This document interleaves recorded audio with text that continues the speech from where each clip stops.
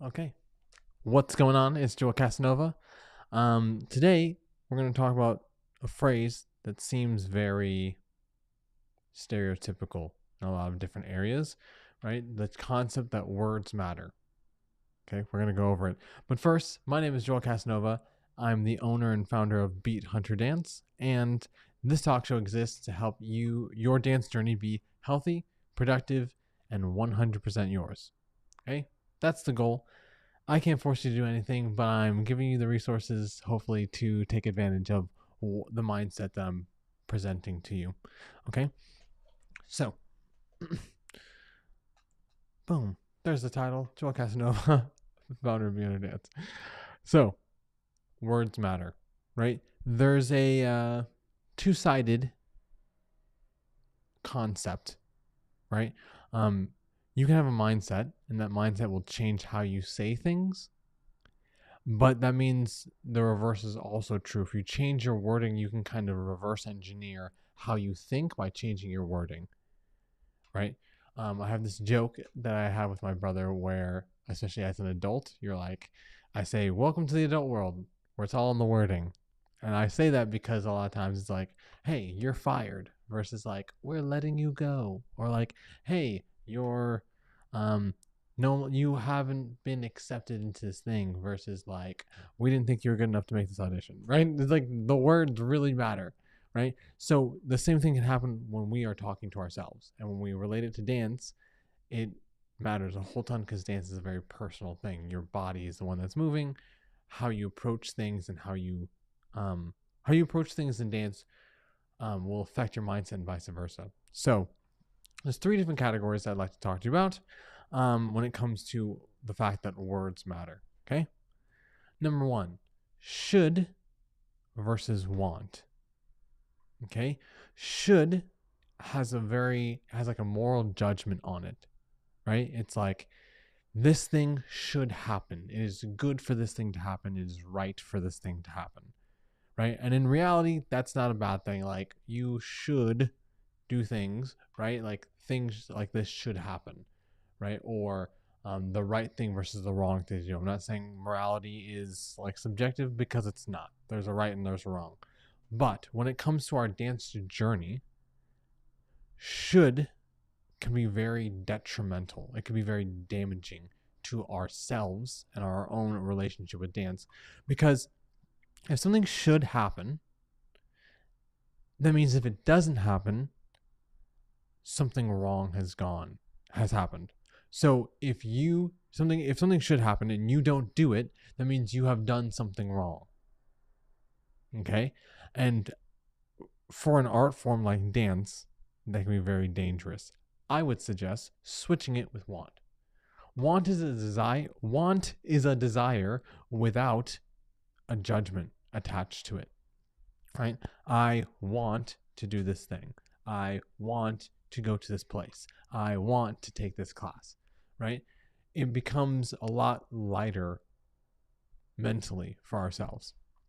So, if you want to do something and you don't, there is no damaging effect except for the fact that you didn't do the thing that you wanted, right? So you could be a little bit happier, or you could be a little bit better than you were, but it's not that big a deal. I wanted to come to this class, but I didn't.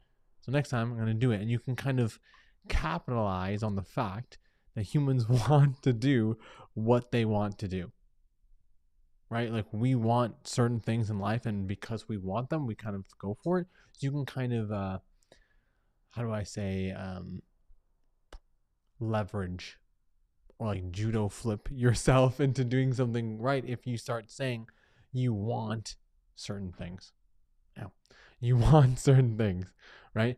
So, for example, I should get this move versus I want to get this move, right? I should stretch versus I want to stretch, right? I should go to class versus I want to go to class.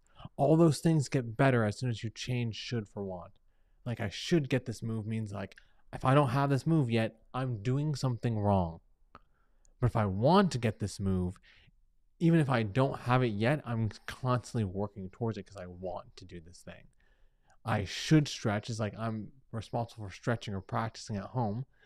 But if I say I want to stretch or I want to practice, then it's lighter. If you don't, it's not that big a deal. You don't like put like a massive heavy judgment on yourself, but also you start rewiring the way your brain thinks. And you're like, oh yeah, I do want to stretch. Yeah, I do want to practice. And so you start doing something that you want to do instead of thinking of it as something that you didn't do and you are a bad person for doing it. Right? So the moral judgment becomes lighter when we switch from should to want. And so far, this is something that I've started practicing in my family and my life, that I'm like, every time I replace should with want, so far I haven't found anything that is less helpful. Do you know what I mean? So it's like, I like reading, right? It's like, oh man, I should read that book. Versus like, oh man, I want to read that book. And even like things that have like a very strong like right or wrong morality type of vibe, it's like I shouldn't lie versus I don't want to lie. And so you start talking to yourself in a way that like I as a person don't want this bad thing. Right? So it's very different, and it changes your mindset on these specific things and helps you move forward easier. Okay? The second one is similar. All these are very similar, but it talks where I'm talking about words versus and mindset and how we can kind of judo flip ourselves, right? So can't versus don't. I might bring this back. I'm not sure. I have to think through it before I do. But I used to talk to my students and say that they can't say the word can't, right? Can't is not allowed in class. So you can say anything else, but you can't say the word can't, which I just said like 6 times. But the idea is like, I was trying to relay to my students the reason why we're not using the word can't is because can't is terminal. Can't is permanent. Can't is like, I can't do this, period. Right? And so you're like, I can't force myself to be taller. I can't force myself to be shorter. I can't change the color of my hair by just thinking about it. Right? Yes, these are things that you can't do. So when you start doing it to something that's like very fluid, like dance and art and mindset,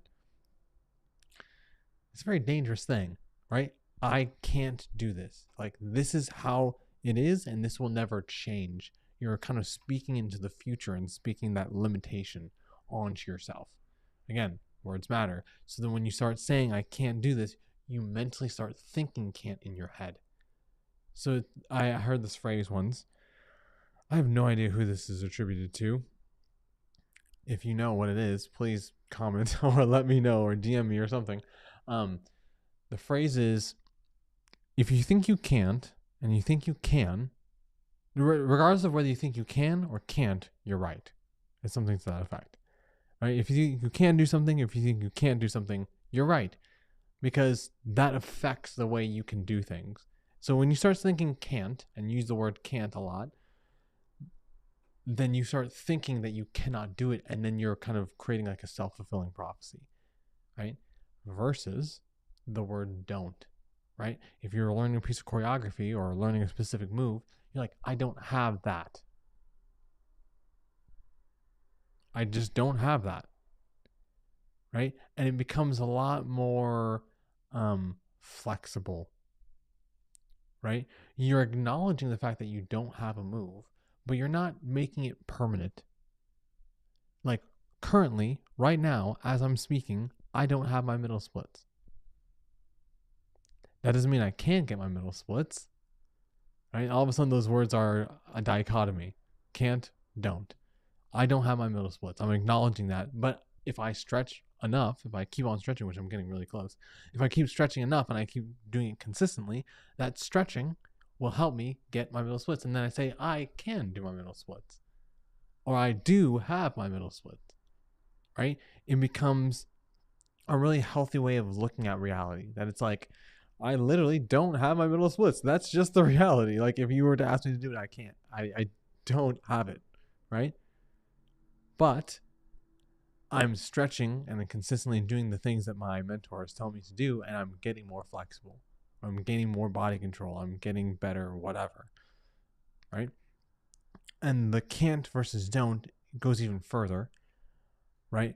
Because can't becomes an identity thing where it's like, I'm not able to do this thing. And then you start bleeding into like, I'm an awful dancer or I'm not a good dancer or whatever. It becomes a very identity based thing versus the fact that skills and goals are not connected to your identity, but they can help boost the identity that you already have, right? I don't have this thing and I'm going to work hard until I get it. Or I don't have this thing, but that's okay, right? Like I like an aerial, which is like a no-handed cartwheel, right? Like, do I want to get my aerial? Not really. Would it be cool? Sure. But that's okay. I don't have my aerial. That's fine. Versus I can't do an aerial. I could if I wanted to. I could if I practiced. It's just not very interesting to me. Personally, I'd rather work on my artistry, my expression, my acting in dance. So, my body control also. So, I would take this a step further in the terms of don't, right? Because you can also add on, I don't have blank yet. And then it becomes inevitable. Oh, I will get my middle splits. I just don't have it yet. And then you start training yourself to think in that way. It's like, oh, this thing that I want to do, being organized, having self-control, being responsible, going to class on time, being prompt. That's a very important thing for class and for dancers, right? Understanding money and business and things like that. Like, I don't understand this yet. And so then all of a sudden it becomes something that you can do, but you don't have just yet. And it's a big thing that will change your mindset when it comes to stuff. The third one is self-deprecation versus admiration. I really hope I spelled admiration right on this. I gotta double check that. But self-deprecation versus admiration. This is a lot more of a bird's eye view. Okay? Because the words can change, but the mindset is still there. Right? Because a lot of people do self-deprecation or admiration using different words. Self-deprecation is the idea of putting yourself down, lowering your value or worth, or really like a lot, especially in like American culture, a lot of comedians use self-deprecating humor, meaning they're attacking themselves, but in a way that's funny. And so Americans do this a lot where we talk about ourselves in a negative way, and it's funny, but it's not okay. Like, you shouldn't just insult yourself randomly.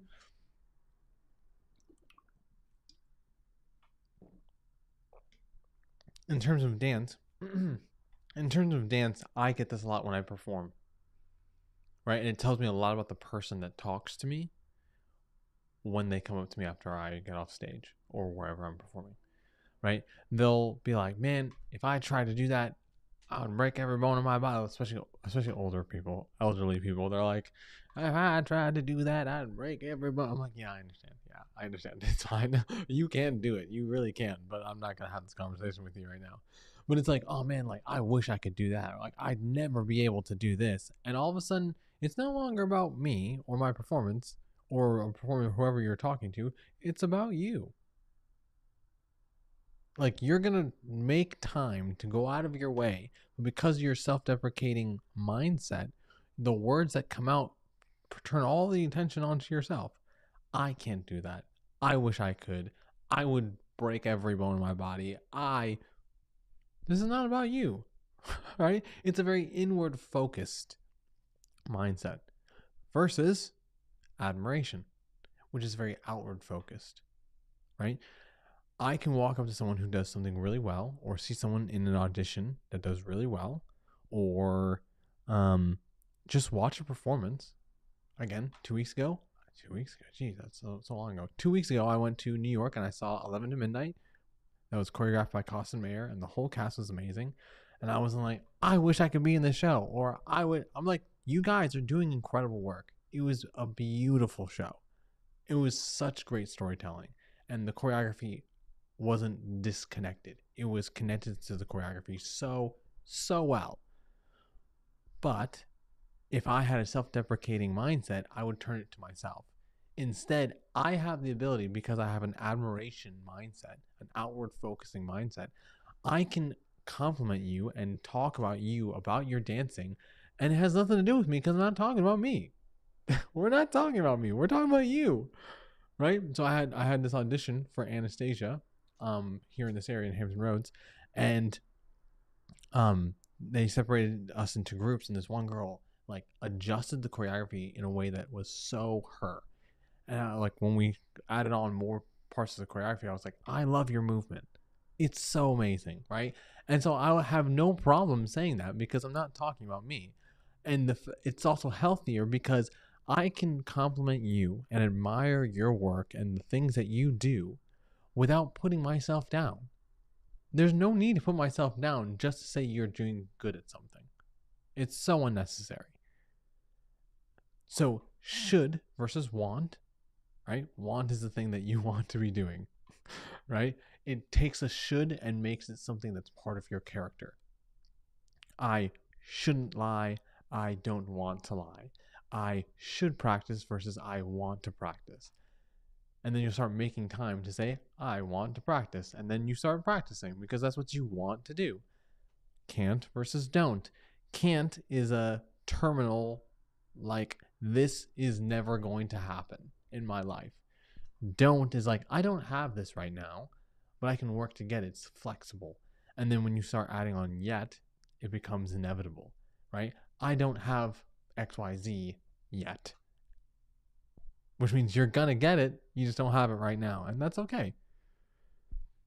And finally, self-deprecation versus admiration. I wish I could do that. I'm such a trash dancer. You're amazing. Versus, wow, you did such amazing work. I love the way you dance. And you leave yourself out of it. Okay? That mindset is so important because it covers a lot of different kinds of words, right? So that mindset is super, super necessary, and I hope you have the ability to change it. I didn't queue up that video, but Wednesday we have Elijah Motley on the chat. Let's go. Elijah Motley, you're just gonna have to see him on Wednesday. He has an MFA. He went through ODU and has a double major in civil and environmental engineering and dance and theater. So like, he tells me about how that happened and the growth that he's gone through different stuff. And he also has because he has an MFA from Greensboro, North Carolina, Greensboro. He also has he has this incredible thesis performance that he created that is super organic and combines like the contemporary, like proscenium stage, like outward focusing ballet, like technique style dancing that we see with the interactive, vibrant energy of street dancing. And it's incredible. He's also just an amazing dancer. So like that also helps. Here's the other thing. Oh, where you think you can, you're right. Henry Ford. Thank you so much. I was wondering, I knew it was from somebody, but that makes sense. Henry Ford was a genius. So, whether you think you can, you're right. Think you can or you think you can't, you're right. Yeah, so can't versus don't is an incredible change. Thanks, Dwayne. Wednesday, we're having Elijah Motley jump on the chat. Don't miss that conversation. We talk about a lot of different things. He changed my life. We talk about hip hop dance theater and what that is and how that kind of came to be and different pioneers of that. Crazy stuff. And his dance journey is super cool. Today is week 2. Week 2 of what, Joel Casanova? I'm so glad you asked. Week 2, we have Hip Hop Musicality happening tonight at 7 p.m. It's a live stream. No matter what stage you're in your dance journey, you can join. Right? If you're trying to get better at hip hop, if you're trying to grow in hip hop, or if you're trying to continue developing your hip hop skill or just refining it and keeping it sharp, right? It's going to help you, right? Because it's not learning choreography. It's not going towards a performance. It is for you to use however you want to use it. Okay. So that is up to you. I'm going to put the information on. You can come to me at...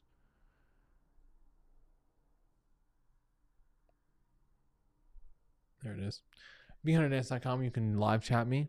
Also, you can slide into my DMs at bhundredance.com. bhunter at bhundredance on Instagram, as well as Joel M as in Michael Casanova, Casanova. Both those I'll answer whatever, right? You can also email me. You can find you can also text me. You can find both that information, both of those pieces of information on my website, bhundredance.com. I'm going to throw up the information about hip hop musicality, and I hope to see you there. Okay.